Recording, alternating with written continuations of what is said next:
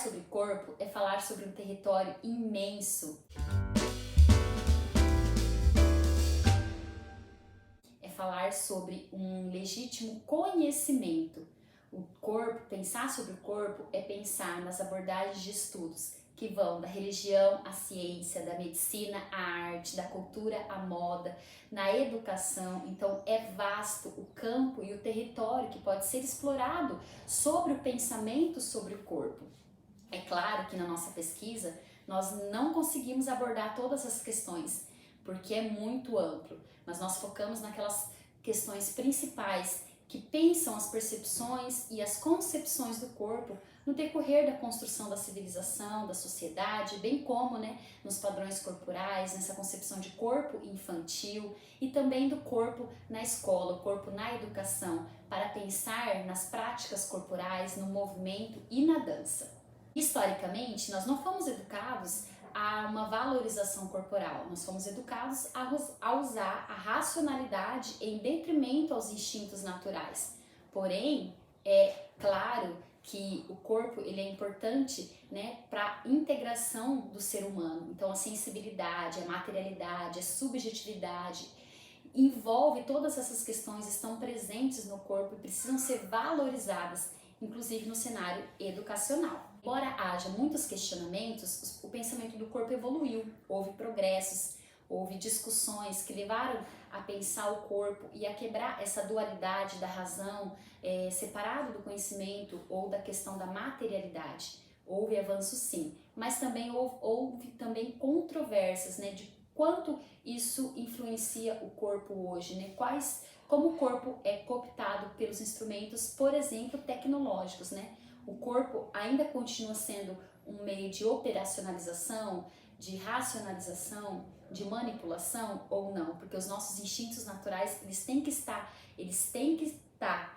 na aprendizagem corporal e em todos os lugares. Essa percepção crítica sobre o corpo, pensando o corpo também na educação, pensando o corpo infantil, a infância, as danças, que também fazem parte da minha história e da minha vivência como professora, como bailarina, pensando também no momento do qual nós estamos passando, que foi um momento de pandemia, e a minha pesquisa ela esteve nesse momento, nesse desafio de construir e de colocar resistências diante das situações que nos foram impostas. Nessa ótica, o pensamento do corpo ele foi evoluindo, trouxe descobertas e nos fez pensar, conversando com a minha orientadora, nós chegamos nesse tema, o quão é importante falar sobre corpo, sobre educação, sobre infância e sobre mídia, que é algo que vai ser explicado mais à frente.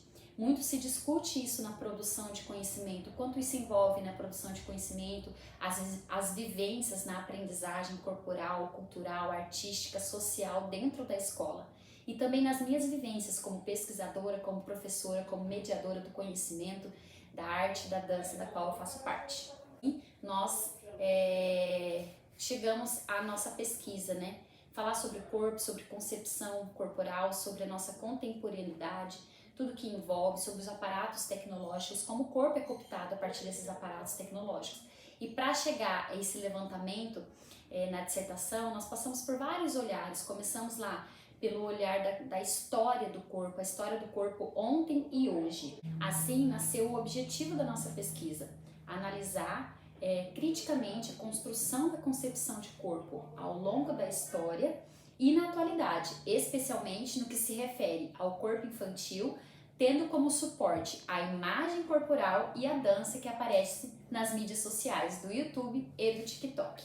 Contar a história do corpo, então, é trilhar um caminho de observação, é verificar os traços dele ao longo de cada período histórico, ao longo de cada civilização, pensando como as culturas olhavam para esses corpos, qual a concepção que existia em cada período histórico, e como isso foi mudando no decorrer do tempo, no decorrer da civilização, o corpo educado, o corpo dominado, tecnologizado, talvez subtraído um pouco de experiências numa sociedade administrada, e aí eu já faço uso dos termos da teoria crítica, que é a teoria que nós nos baseamos a partir dos dos seus fundadores como Adorno Horkheimer, como Marcuse, Benjamin, entre outros. O tema corpo, a partir do olhar crítico, né, a partir da teoria crítica, ele é associado às genealogias e experiências do homem na transformação e construção da sociedade e da civilização também como um todo. Então, as suas reflexões, elas questionam o sofrimento e a dor imposto ao corpo, o amor e ódio por esse corpo, né? O corpo como dimensão valorizada, o sentido da técnica na questão do corpo, bem como as relações que se estabelecem do corpo com a indústria cultural. Então, a partir da teoria crítica, a gente tem essas analogias. Embora a teoria crítica não seja uma teoria que escreva especificamente sobre o corpo, ela menciona e traz reflexões que a gente consegue analisar a partir de tudo isso que eu disse. Falar sobre o corpo é pensar, então, nas civilizações e nas diversas sociedades. Então, nossa pesquisa começou nessa intenção, né, de ver como o corpo vem sendo tratado, foi sendo tratado no decorrer da história, né, da civilização, da história do corpo ontem e hoje. Então, para os povos originários, o corpo ele foi um instrumento fundamental de sobrevivência humana. Então, era através do corpo que o homem primitivo, ele caminhava, ele gesticulava, ele fazia suas movimentações diárias, né? Existia aí uma participação corporal muito intensa, uma comunicação entre divindade, natureza e a vida, né? Uma relação de sobrevivência e dependência muito forte entre Deus, homem e natureza. E esses instintos naturais estavam muito presentes nos povos originários. Durante o regime antigo, governar os corpos também era governar os gestos, era governar os movimentos, né? Era educar o homem para uma civilização, era educar as aparências, né? Isso era condição, inclusive, para civilizar as pessoas, para ter domínio numa organização do poder real. A autora Santana, 1995, página 246, ela afirma o seguinte: o corpo toma a forma de um objeto destinado a ser ostentório do poder real. E para o rei, tudo deve ser digno da imagem do duplo corpo que ele encarnou, corpo eterno e divino, corpo mortal e individual, o que implicou um processo gradual de interiorização das regras de boa conduta, a partir das quais o que era considerado normal e costumeiro tende a se tornar deselegante e um signo de selvageria, como se a subjetividade moderna, emergente, não pudesse se afirmar sem o desenvolvimento de uma objetividade cotidiana, aquela do cálculo matemático que fornece a medida e o significado de cada gesto e de cada palavra. Então, não é à toa que os tratados de civilidade para educar o corpo, os gestos, o comportamento foram estabelecidos nesse período da realeza, né? As crianças eram educadas, né? No olhar, no falar, no movimentar, no sentar, tudo tinha uma ordem a ser executada para educar mesmo o corpo, para organização social. Quando olhamos para a Grécia Antiga, temos o corpo como um santuário de veneração e exposição para os gregos, né? Lá já existia uma exaltação da beleza, do nu, do corpo forte, uma exposição desse corpo nas obras esculpidas, nos Jogos Olímpicos, inclusive. Então, existia uma relação aí entre beleza, saúde, bem-estar, né? O bom mesmo era ter um corpo atlético para os gregos, né? Um corpo que buscava a perfeição, o intelecto, a beleza, né? Pro olhar grego. Na tradição religiosa, metafísica religiosa, aí nós já temos aquela dualidade, né, que já vem acontecendo ali, mas que ela se acentua, né? Então a alma ela vai sendo enaltecida aqui e valorizada como o bem mais precioso do ser humano, como algo mais precioso da vida, né? A imortalidade, a questão do imortal, né? E o corpo ele vai ficando de lado, ele vai sendo interpretado como algo que racional, carnal, terreno, passível, temporal, inclusive condenado a dores e a pesares. Então o efeito religioso ele vem trazer essa concepção de corpo já que é excluído, né? Um corpo que não é valorizado, um corpo que não precisa dele para ter uma conexão, ou melhor dizendo, precisa-se da alma, valorizar a alma para ter uma conexão com Deus. Santana 2004, na página 13, ela afirma isso dizendo: enquanto a alma é pensada em termos positivos e dotada de imortalidade, o corpo permanece mortal, aquilo que impede o homem de conquistar uma contemplação serena da vida. Considerado seu duplo vergonhoso, o corpo padece e está fadado a padecer, pois, diferentemente da alma, está submetida aos ciclos naturais, às flutuações do desejo, aos perigos da corrupção. Afirma-se uma concepção que atravessará os séculos, na qual o humano tem um destino original em relação à natureza, graças à sua alma imortal. Homem e natureza, tanto quanto alma e corpo, se afirmam como termos opostos. E aí a dualidade, né, se perpetua. A alma, então, para essa concepção, ela foi considerada como a única forma de estudar o homem, né, valorizada nessa questão. Sem a alma não existia corpo, e a existência do corpo dependia da alma. E essas profundas transformações, elas fizeram surgir o pensamento dicotômico mesmo, entre corpo e alma. Quando passamos pela Idade Média, vemos as ações humanas baseadas no método científico. Então aqui já existia outra forma, né, de conhecimento além da razão. Então o corpo ele era visto pelo olhar cientificista e tudo que se relacionava à parte física era desenvolvido por meio de regras. O dualismo ainda existia, continuava a nortear o período influenciado pela Antiguidade Clássica, mas não havia manifestações ainda ou criações pessoais, o homem era contido e ainda submetido a ordens rígidas, regras, né? A moral cristã, inclusive, proibia práticas corporais que exaltassem o corpo, porque o corpo ainda era visto como corrupto, contaminado e distante do desenvolvimento da alma. O cristianismo, então, lança uma nova percepção de corpo, não de belo, né, visto pelos gregos ou aquele que tinha ligação lá pelos povos originários entre Deus, divindade e natureza, mas como uma fonte de pecado, de punição, um afastamento de Deus. Na Alta Idade Média, temos a decadência do sistema feudal e a ascensão da produção capitalista. Então aí começa uma nova concepção a partir do corpo, do trabalho, da questão capitalista. E o trabalho ele é comparado à mercadoria, né? Quanto mais se produzia, melhor ganho estava, né? Melhor ganho de quem estava, aliás, no poder. E a quantidade era priorizada em detrimento da qualidade. E do homem era exigido o quê? Força, tempo e energia gasta para o trabalho. Então o corpo ele é visto dessa mesma forma. Quanto mais energia, quanto mais trabalho, quanto mais disciplina, mais governava-se os homens. E governando os homens se tornam também um lucro para quem está no poder, ganho, produtividade, né? Como afirma também Santana, 1995, página 247. O corpo aqui deve funcionar doravante como uma máquina, cuja metáfora exemplar é o relógio. Tem que produzir o tempo todo. Com o passar do tempo, né, considerando aí as questões históricas, o corpo também ganha outras vivências, né? O corpo vai ganhando outras características, tanto na ciência como nas artes. E como material artístico, o corpo ganha performance na pintura, na fotografia, no cinema, no teatro e na dança. Essa transição aí do pensamento mostra que o conhecimento do corpo não passa só pela parte biológica, mas também passa pela parte estética, pela parte cultural. E assim o corpo ele tornou sensível para as ciências humanas e os estudos começaram a estabelecer aí uma outra concepção de corpo a partir do olhar estético. Apesar que o corpo para a estética, né, para as artes, ele sempre existiu.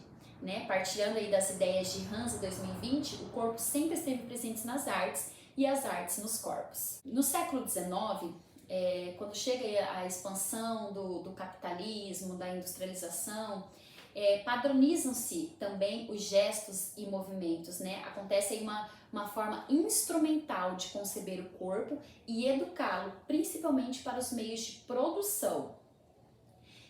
Aqui entra muita questão da ginástica como ordem, como disciplina, como rigidez. E isso também chega nas escolas, fortalecendo aquela questão do pensamento cartesiano sobre o corpo. Então, os métodos ginásticos, eles vinham o quê? Para buscar uma retidão corporal, uma rigidez, né? Um controle, economia de gestos e movimentos, pensando mesmo o corpo para atender o corpo disciplinado, o corpo para o mundo do trabalho, para o meio militar e civil. E isso reverbera também na escola, né? A escola, que hoje a gente entende como educação física, antes era a ginástica e tinha essa instrução aí do corpo educado nesse sentido, né? De civilidade, de disciplina, de rigidez corporal. No século XX já houve as descobertas da tecnologia, da neurociência, da ficção científica, e aí o pensamento do corpo ele também vai sendo modificado nessa questão da genética, da informática. Há alguns avanços, né, inclusive para a expectativa de vida populacional, que melhorou também, muito embora também houve também alguns desencadeado alguns outros transtornos, né, pensando no corpo, na questão do indivíduo. E ainda no século XX, o corpo ganha também, e a sexualidade ganha outros papéis na discussão, né, sobre o pudor, que até então era muito questionada, a exposição do corpo desnudo, sobre as audácias do corpo perante a moda, perante o cinema, revistas e televisão. Então o corpo também vai sendo visto de outra forma nessa questão da sexualidade, na questão da higiene, também nos discursos, né, que foram feitos sobre isso no processo do século XX. No século XXI, a internet entra para a história do corpo, então aqui há uma superexposição dos corpos, né, nos meios tecnológicos, né, o corpo ele é visto a partir e cooptado a partir desses meios, então a mídia aí tá a todo vapor, né, há uma exposição do corpo, inclusive do corpo infantil, da imagem, né, tudo que se posta ali. Então é nesse ínterim que a gente chega nas nossas análises sobre mídias sociais, sobre indústria cultural, não só na questão da internet também, mas o corpo no século XXI ele ganha outras perspectivas, né? Na questão do culto ao corpo, das academias, das mudanças que podem ser feitas no corpo a partir das cirurgias, dos implantes. Muito disso é oferecido por uma indústria, né, do consumo que gera nas pessoas uma necessidade de que elas precisam atingir um padrão corporal da qual ainda não existe, né? Um padrão que não existe e que não faz parte do ser humano, né? Hoje, não só na tecnologia, na academia, nós cultuamos a nossa imagem corporal nas redes sociais, né? Nas fotos, nas selfies, nos filtros. E isso é muito, muito atual e faz parte também da história do corpo e a gente não pode renegar. É uma ideia de preenchimento, de necessidade, de exposição que a tecnologia colocou hoje nos sujeitos. Uma exposição, inclusive, da vida privada, né? De tudo aquilo que é real para um virtual e vice-versa.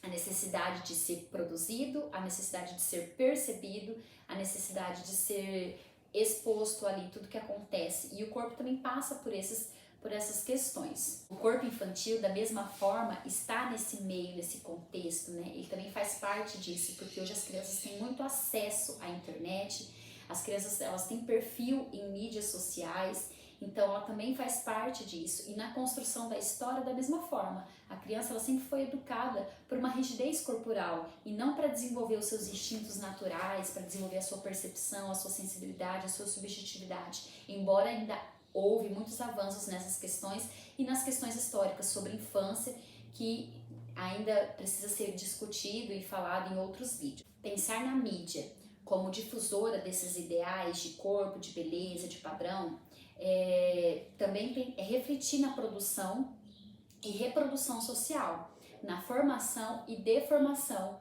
cultural e também fazer frente tudo a isso, principalmente pensando a infância, ao corpo infantil e a resistência desses padrões no contexto da indústria cultural que adentra inclusive o espaço escolar. É por isso que é tão importante uma reflexão crítica, né, sobre a concepção de corpo hoje, né, sobre os aparatos tecnológicos, sobre o uso da tecnologia na exposição desses corpos, na exposição das danças midiáticas, do quanto isso tem influenciado a infância, a criança e a escola.